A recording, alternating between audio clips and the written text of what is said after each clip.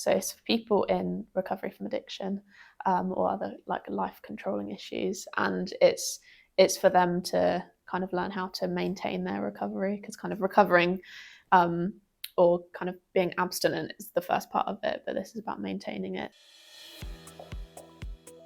So it's covers like life skills like exercise and healthy eating, that kind of thing, but also things like how to relax if you've been using drugs for like 20 years to relax, and then you're not using drugs, how do you relax anymore? Um, Things like relationships, how to be assertive, how like who's a safe person, am I a safe person? Um, Dealing with stress, that kind of thing, and then more practical things towards the end of like volunteering and managing your money. I mean, a lot of them come with like dealing with trauma, whether that's from relationships or abuse, even war sometimes, homelessness. So there's a lot of trauma that people come with. Mental health issues are a thing for, I think, 100% of people that come on. Anxiety is probably the biggest one that people are learning how to deal with. And then just, yeah, like practical issues like not getting any sleep or not knowing how to kind of feed their body well.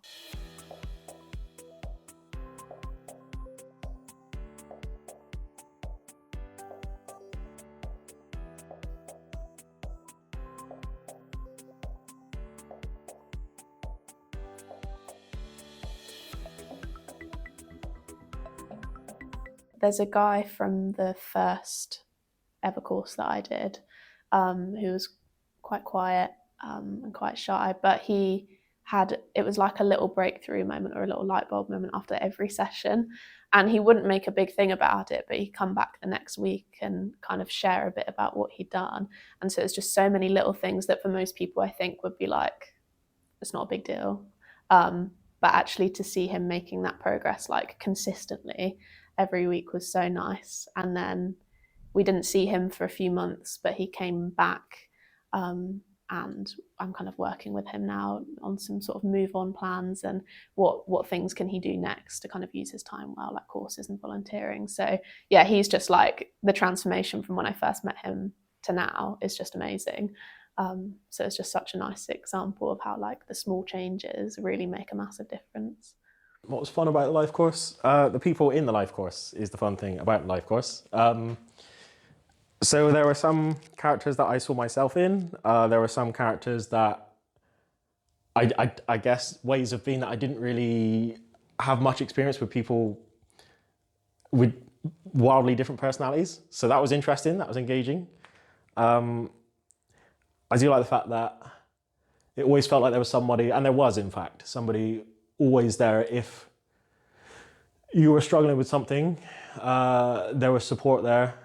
And that kind of gives you a bit of a feeling of, hey, it's actually okay to explore that. You can really do the work a bit more as opposed to, not, I guess. I really do like also some of the trips we went on. The fact that that is even a thing is quite cool. And so yeah, you get to explore it like in a different setting as well, not just in one building. So that's cool. So when people finish the life course, well, actually from about halfway through the life course, they'll be assigned to one of the three of us working here as like their one-to-one worker, and we'll start doing regular one-to-ones with them, and that will continue for 3 months after the life course is done. So that'll be kind of depending on the person, maybe every week, every other week, to help them do like a move on plan of kind of keeping that momentum up, because it's very easy to sort of stop the course and then go back to exactly how they were before. So it's trying to keep the momentum going of change. So we do that for 3 months. Afterwards, they can still meet with us, but that's kind of where our like intentional effort stops, and it's more handed over to them. And then there's a peer drop-in group on a Friday that's open to anyone who's done the life course. It's just a safe space they just kind of hang out and chat, and but can support each other with kind of practicing what they've learned on the course. And then there's the opportunity as well for them to get into volunteering. So we've got peer volunteers here, who've done the life course and then come back on the life course to sort of help facilitate it. Or they can volunteer helping run the peer drop-in group. Or if they want to do something else, we can kind of help them get into that. So Anne's been working on some work placements in kind of external organisations to get people experience there as well. So there's quite a lot of options for what happens after the course. So for context, it kind of came out of the fact that we saw quite a lot of the clients on the life course had quite an interest in spirituality and faith, or had some background in that already, but weren't connected in with a church or anything like that. So that's kind of why we started it. So it was very much a kind of pilot trial thing, and we structured it around the Lord's Prayer. So each week we talk about a line of the Lord's Prayer. It was quite discussion based, and we'd obviously have a prayer time together, and then they take things away as to reflect on. There were a couple of standout sessions. One was the very first one where we had 6, and it starts with Our Father, and so instantly that comes up with a lot of issues, and we just had some amazing conversations about what that means to people. And then also we had a few sessions on forgiveness, because again that's quite a big one. So we just had some people really opened up, and were really open to receiving prayer. So that was a real standout one as well.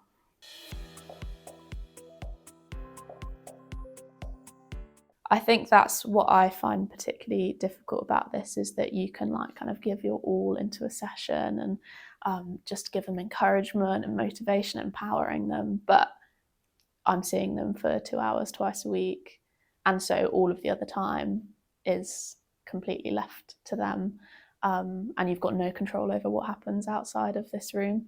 And so I think that's really hard, that you're just we just have to give it to God and be like, please kind of protect them and look after them out there and help them make the right decisions. And the other thing is, I mentioned earlier about commitment is quite a big thing for people, and sort of showing up regularly every week. So that's obviously hard for them because they don't get as much out of it, but also it can make it quite difficult for the group dynamics when you've sort of got fluctuating numbers.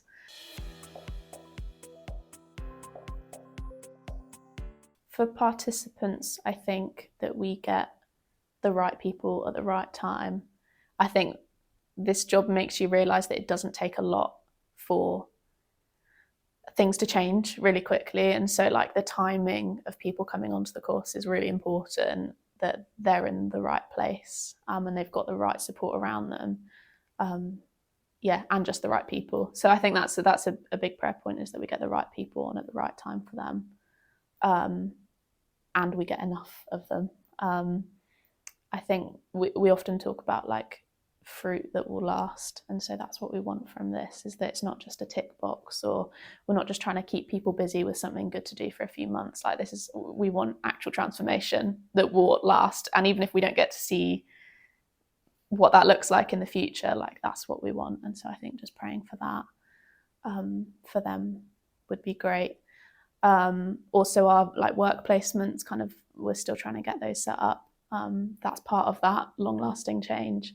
And the peer volunteers as well. I think just thanks for the ones that we've got, and we're praying for more. And I think for us as a team, just strength and wisdom, especially working with, you've got lots of new people, but also lots of people that we've been working with for a long time. And so I think getting the balance of who we invest in, and because we're limited, there's only 3 of us and we're all part-time. So I think just wisdom to know how to engage best with people, and the strength to just keep going every week. Yeah.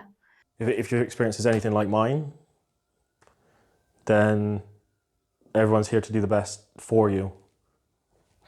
So, time to receive.